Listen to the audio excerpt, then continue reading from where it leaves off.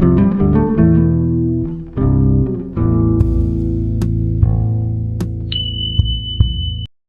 All, welcome back to my channel. ಎಲ್ಲರೂ ಹೇಗಿದ್ದೀರಾ? ಎಲ್ಲರೂ ಚೆನ್ನಾಗಿದ್ದೀರಾ ಅಂತ ಭಾವಿಸ್ತೀನಿ. ಇವತ್ತು ಸ್ವಲ್ಪ ಲೇಟ್ ಆಯಿತು ಎದ್ದಿದ್ದು. ರೆಡಿ ಎಲ್ಲ ಆಗೋ ಅಷ್ಟರಲ್ಲಿ 6:30 ಆಗೋಗಿತ್ತು. ಸೊ ಅದಕ್ಕೆ ಬೇಗ ಕಸ ಗುಡಿಸಿ ಮನೆ ಒರೆಸಿ ಪೂಜೆ ಮಾಡ್ಕೊಬೇಕಾಗಿತ್ತಲ್ಲ. ಸೊ ಫಸ್ಟು ಕಸ ಎಲ್ಲ ಗುಡಿಸ್ಕೊತಾ ಇದ್ದೆ. ಇವತ್ತಿನ ಕಾನ್ಸೆಪ್ಟ್ ಬಂದು ಗ್ರೀನ್ ಕಲರು. ಸೊ ಗ್ರೀನ್ ಡ್ರೆಸ್ನ ಹಾಕ್ಕೊಂಡು ಇವತ್ತು ಪೂಜೆಗೂ ಕೂಡ ನಾನು ಗ್ರೀನ್ ಕಲರ್ ತುಳಸಿನ ಇಟ್ಕೋತಾ ಇದ್ದೀನಿ.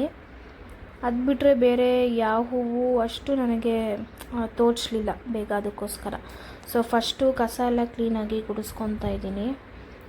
ಡೈಲಿ ಮನೆಯಲ್ಲಿ ಕಸ ಗುಡಿಸಿದ್ರೂ ಕಸ ಅಂತೂ ಇದ್ದೇ ಇರುತ್ತೆ. ಸೊ ಅದಾದಮೇಲೆ ಬಟ್ಟೆಗಳೆಲ್ಲ ಸ್ವಲ್ಪ ಒಂದು ಕಡೆ ವಾಷಿಂಗಿಗೆ ಹಾಕ್ಕೊಂಡು ಮನೆ ಒರೆಸ್ಕೊಂಬಿಡೋಣ ಅಂತ ಹೇಳಿ ಬಕೆಟಿಗೆ ನೀರು, ಗಂಜಲ ಹಾಕ್ಕೊಂಡಿದ್ದೀನಿ, ಹಸುವಿನ ಗಂಜಲ.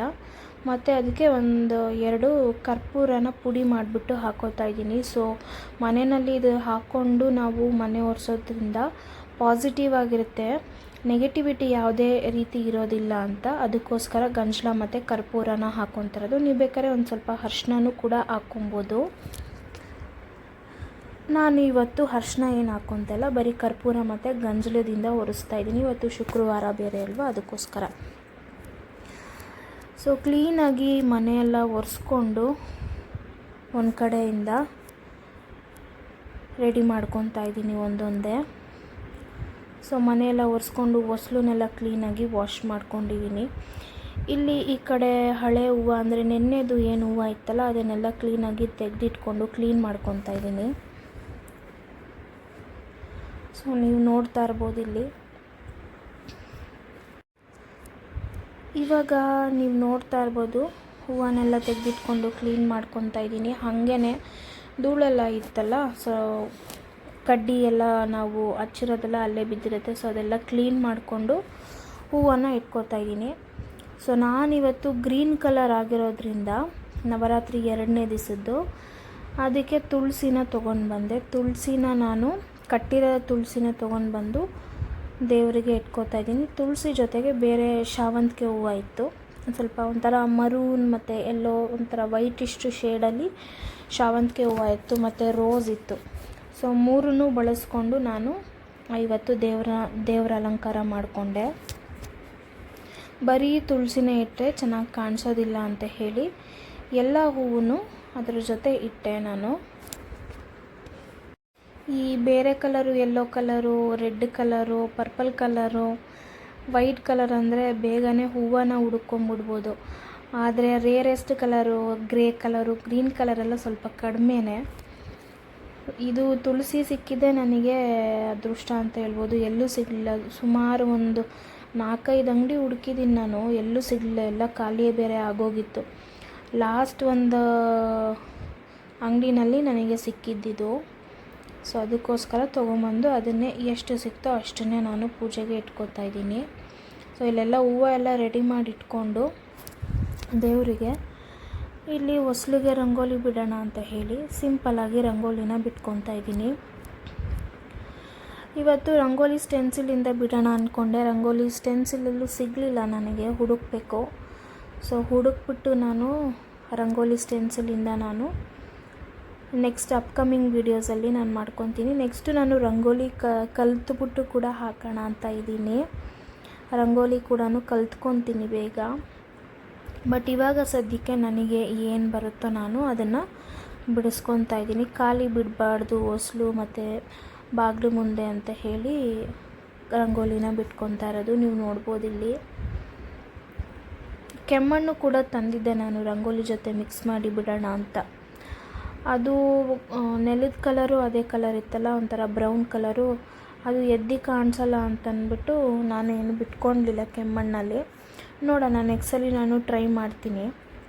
ಮತ್ತು ತುಳಸಿ ಕಟ್ಟೆ ಹತ್ರನೂ ರಂಗೋಲಿ ಬಿಟ್ಬಿಟ್ಟು ಹೂವನ್ನು ಇಟ್ಕೊತಾ ಇದ್ದೀನಿ.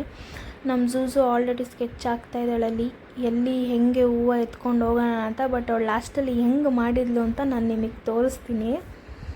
ಇವಾಗ ತುಳಸಿಗೂ ಕೂಡ ಹೂವನ್ನು ಇಟ್ಕೋತಾ ಇದ್ದೀನಿ. ಕುಂಕುಮ ಆಲ್ರೆಡಿ ಇಟ್ಕೊಂಡಿರ್ತೀವಲ್ವ, ಇಲ್ಲಿ ತುಳಸಿಗೂ ಕೂಡ ಹೂವನ್ನು ಇಟ್ಕೊಂಡು ಕ್ಲೀನಾಗಿ ಅರೇಂಜ್ ಮಾಡ್ಕೊತಾ ಇದ್ದೀನಿ. ನೆಕ್ಸ್ಟ್ ಇಲ್ಲಿ ನಾನು ಪೂಜೆ ಮಾಡ್ಕೊಂಬಿಡೋಣ ಅಂತ ಹೇಳಿ ಬೇಗ ಬಂದೆ. ಆಲ್ರೆಡಿ ಲೇಟ್ ಆಗಿತ್ತು. ಅಲ್ಲಿ ನೋಡಿ ನಮ್ಮ ಝೂಝು ಹಿಂದೆಗಡೆ ಏನು ಕಿತಾಪತಿ ಮಾಡ್ತಿದ್ದಾಳೆ ಅಂತ ನಾನು ಅಬ್ಸರ್ವ್ ಮಾಡಲಿಲ್ಲ. ವಿಡಿಯೋ ನಾನು ಎಲ್ಲ ನೋಡಾದಮೇಲೆ ನನಗೆ ಶಾಕ್ ಆಯಿತು. ಅಲ್ಲಿ ಹೋಗ್ಬಿಟ್ಟು ಚೆನ್ನಾಗಿ ಹೂವೆಲ್ಲ ಕಿತ್ಕೊಂಡು ಆಟಾಡ್ತಾ ಇದ್ದಾಳೆ. ಇಲ್ಲಿ ನಾನು ಪೂಜೆನ ಶುರು ಮಾಡ್ಕೊಂಡಿದ್ದೀನಿ. ನೀವು ನೋಡ್ತಾ ಇರ್ಬೋದು ಇಲ್ಲಿ ನಮ್ಮದೇನು ದೇವ್ರ ಗೂಡದು ಸ್ಪೆಷಾಲಿಟಿ ಅಂದರೆ ಕೆಳಗಡೆನಲ್ಲೇ ಡ್ರಾಯರ್ ಥರ ಕೊಟ್ಟಿದ್ದಾರಲ್ಲ, ಸೊ ಈಸಿಯಾಗಿ ಇಟ್ಕೊಬೋದು, ಏನೂ ಪ್ರಾಬ್ಲಮ್ ಇರೋದಿಲ್ಲ. ಇವಾಗ ಕಡ್ಡಿನ ನಾನು ಬೆಳಗಕ್ಕೆ ಪ್ರಿಪೇರ್ ಮಾಡ್ಕೊತಾ ಇದ್ದೀನಿ. ಕಡ್ಡಿನ ಯಾವತ್ತೂ ಅಂಟಿಸ್ಕೊಂಡಾದಮೇಲೆ ಬಾಯಲ್ಲಿ ಊದಕ್ಕೆ ಹೋಗಬೇಡಿ, ಕೈಯಲ್ಲೇ ಆರ್ಸೋಕ್ಕೆ ಟ್ರೈ ಮಾಡಿ. ಅಲ್ಲಾಗೆ ಹಿಂದೆ ನೋಡಿ ನಮ್ಮ ಝೂಝು ಅಲ್ಲಿಂದ ಒಂದು ಹೂವು ಎತ್ಕೊಂಡು ಓಡೋಗಿ ಸೋಫಾ ಮೇಲೆ ಇಟ್ಕೊಂಡು ತಿಂತಾ ಇದ್ಲು. ನೀವು ನಿಮಗೆ ಲಾಸ್ಟಲ್ಲಿ ನಾನು ತೋರಿಸ್ತೀನಿ, ಲಾಸ್ಟಲ್ಲಿ ಇನ್ ದ ಸೆನ್ಸ್ ಇನ್ ಬಿಟ್ವೀನಲ್ಲಿ ತೋರಿಸ್ತೀನಿ ಅವಳು ಏನನ್ನೆಲ್ಲ ಅವಾಂತರ ಮಾಡಿದ್ದಾಳೆ ಅಂತಂದ್ಬಿಟ್ಟು.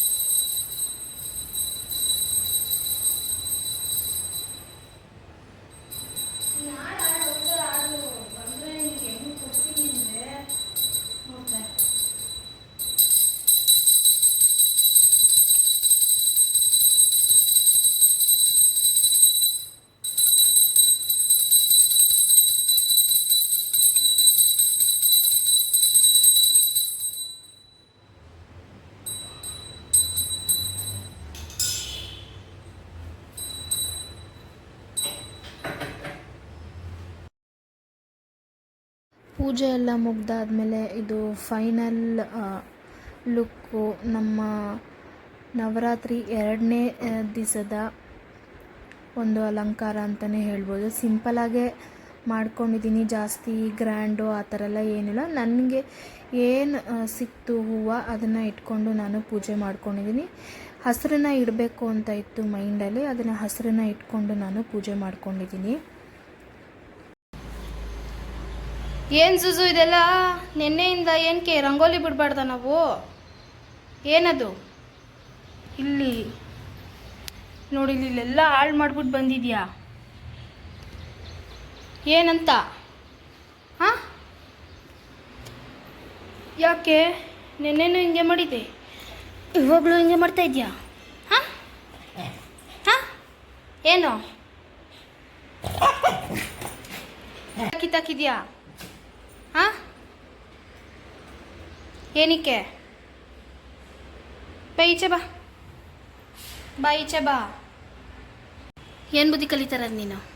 ಹಾಂ, ಏನು ಬುದ್ಧಿ? ಏನು ಬುದ್ಧಿ?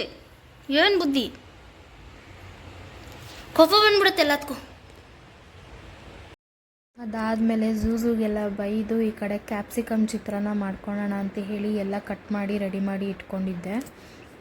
ನೀವು ನೋಡ್ಬೋದು ಇಲ್ಲಿ ಕ್ಯಾಪ್ಸಿಕಮ್ಮು, ಟೊಮ್ಯಾಟೊ, ಈರುಳ್ಳಿ, ಕೊತ್ತಂಬರಿ ಸೊಪ್ಪು, ಒಗ್ಗರಣೆಗೆ ಹಸಿಮೆಣಸಿನ್ಕಾಯಿ, ಕರಿಬೇವು, ಬೆಳ್ಳುಳ್ಳಿ, ಒಗ್ಗರಣೆಗೆ ಸಾಸಿವೆ, ಕಡಲೆಬೇಳೆ, ಉದ್ದಿನಬೇಳೆ ಮತ್ತು ಅರಿಶಿನ ಪೌಡರು ಮತ್ತು ರುಚಿಗೆ ತಕ್ಕಷ್ಟು ಉಪ್ಪು, ಇದನ್ನೆಲ್ಲನೂ ಒಂದು ಕಡೆ ರೆಡಿ ಮಾಡಿ ಇಟ್ಕೊಂಡಿದ್ದೆ. ಬಟಾಣಿ ಇದ್ದರೆ ಬಟಾಣಿನೂ ಸೇರಿಸ್ಕೊಳ್ಳಿ, ತುಂಬಾ ಚೆನ್ನಾಗಿರುತ್ತೆ. ಅಲ್ಲಿ ಇವಾಗ ಒಗ್ಗರಣೆಗೆ ಸಾಸಿವೆನ ಹಾಕ್ಬಿಟ್ಟು ಅದು ಸಿಡಿದ್ಮೇಲೆ ಕಡಲೆಬೇಳೆ, ಉದ್ದಿನಬೇಳೆನ ಹಾಕ್ಕೊಂಡು ಅದ್ರ ಜೊತೆನೇ ಕರಿಬೇವು, ಹಸಿಮೆಣಸಿನ್ಕಾಯಿ ಹಾಕ್ಕೊಂಡು ಸ್ವಲ್ಪ ಚೆನ್ನಾಗಿ ಫ್ರೈ ಮಾಡ್ಕೊತಾ ಇದ್ದೀವಿ. ಅದು ಸ್ವಲ್ಪ ಫ್ರೈ ಆದಮೇಲೆ ಬೆಳ್ಳುಳ್ಳಿನ ಸೇರಿಸ್ಕೋಬೇಕು, ಸಣ್ಣ ಸಣ್ಣದಾಗಿ ಕಟ್ ಮಾಡಿರೋ ಬೆಳ್ಳುಳ್ಳಿ ಅದು ಎಣ್ಣೆನಲ್ಲಿ ಫ್ರೈ ಆದರೆ ತುಂಬಾ ಚೆನ್ನಾಗಿರುತ್ತೆ, ಅದಕ್ಕೋಸ್ಕರ. ಇವಾಗ ಸ್ವಲ್ಪ ಹಸಿಮೆಣಸಿನ್ಕಾಯಿ, ಕರಿಬೇವು, ಬೆಳ್ಳುಳ್ಳಿ ಎಲ್ಲ ಸ್ವಲ್ಪ ಫ್ರೈ ಆದಮೇಲೆ ಇದಕ್ಕೆ ನಾವು ಫಸ್ಟು ಕ್ಯಾಪ್ಸಿಕಮ್ನ ಸೇರಿಸ್ಕೊಬೇಕು. ಕ್ಯಾಪ್ಸಿಕಮ್ಮು ಸ್ವಲ್ಪ ಫ್ರೈ ಆಗಬೇಕು, ಅದು ಎಣ್ಣೆಯಲ್ಲಿ ಚೆನ್ನಾಗಿ ರೋಸ್ಟ್ ಆಗಬೇಕು. ನೀವು ನೋಡ್ತಾ ಇರ್ಬೋದು ಇಲ್ಲಿ ಎಣ್ಣೆಯಲ್ಲಿ ಚೆನ್ನಾಗಿ ಕ್ಯಾಪ್ಸಿಕಮ್ನ ಫ್ರೈ ಮಾಡ್ಕೊಳ್ಳಿ. ಕ್ಯಾಪ್ಸಿಕಮ್ ಚೆನ್ನಾಗಿ ಫ್ರೈ ಆದಮೇಲೆ ಈರುಳ್ಳಿ, ದೊಡ್ಡದಾಗಿ ಹೆಚ್ಚಿರೋ ಈರುಳ್ಳಿನ ಹಾಕೊಬೋದು, ಇಲ್ಲ ನೀವು ಚಿಕ್ಕ ಚಿಕ್ಕದಾಗಿ ಕಟ್ ಮಾಡಿಕೊಂಡು ಹಾಕೋಬೋದು. ಬಟ್ ಚಿತ್ರಾನ್ನಕ್ಕೆ ಈರುಳ್ಳಿ ಕ್ಯಾಪ್ಸಿಕಮ್ ಸ್ವಲ್ಪ ದೊಡ್ಡದಾಗಿ ಇರೋ ಚೆನ್ನಾಗಿರುತ್ತೆ, ತಿನ್ನಬೇಕಾದ್ರೂ ಕ್ರಂಚಿಯಾಗಿ ಚೆನ್ನಾಗಿ ಸಿಗುತ್ತೆ, ಅದಕ್ಕೋಸ್ಕರ. ಇವಾಗ ಸ್ವಲ್ಪ ಅದು ಫ್ರೈ ಆದಮೇಲೆ ಅದಕ್ಕೇ ಸ್ವಲ್ಪ ಅರಿಶಿನ ಪುಡಿ ಹಾಕ್ಕೊಂಡು ಚೆನ್ನಾಗಿ ಫ್ರೈ ಮಾಡ್ಕೊಬೇಕು.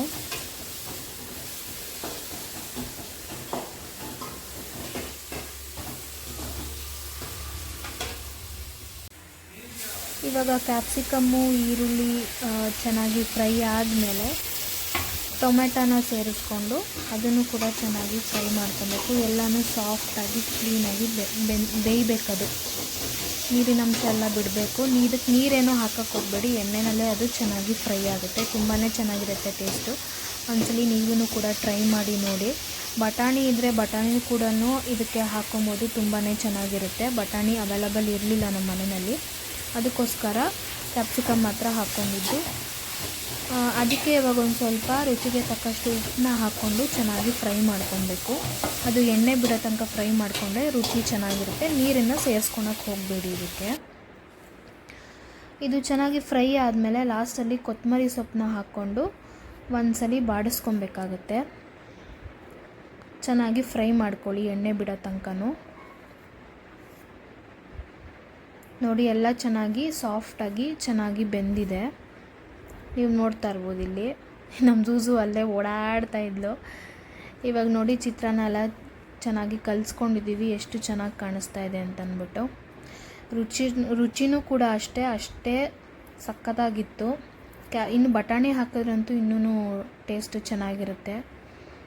ನೀವು ಒಂದ್ಸಲಿ ಟ್ರೈ ಮಾಡಿ ನೋಡಿ. ಸೊ ನಾನು ತಿಂಡಿ ತಿಂದ್ಬಿಟ್ಟು ಆಲ್ರೆಡಿ ರೆಡಿ ಆಗಿದ್ನಲ್ಲ, ಸೊ ತಿಂಡಿ ತಿಂದು ನಾನು ಕೂಡ ಆಫೀಸ್ ಕಡೆ ಹೊರಟೆ. ಸೊ ಇದಾಗಿತ್ತು ನನ್ನ ನವರಾತ್ರಿಯ 2ನೇ ದಿನದ ಒಂದು vlog. Thank you so much for watching. Bye.